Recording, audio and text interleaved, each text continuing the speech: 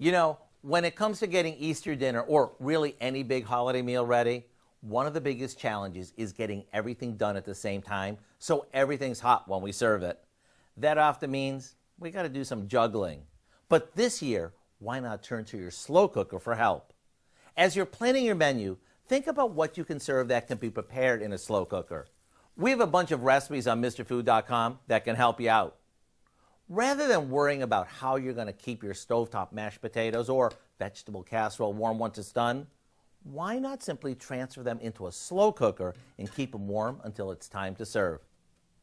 And since many of us have a few slow cookers in different sizes, get them out and put them to the task. One dish that I'll be making this Sunday in a slow cooker are these orange-kissed glazed carrots. After putting everything in a slow cooker, you just turn it on, and come dinner time, they're done. If you want the recipe for our slow cooked glazed carrots, simply check out our website. I'm Howard of the Mr. Food Test Kitchen with Kelly, who loves her veggies. And today we found a slow cooker solution way for you to say, ooh, it's so good. A little more maybe? Maybe. Maybe.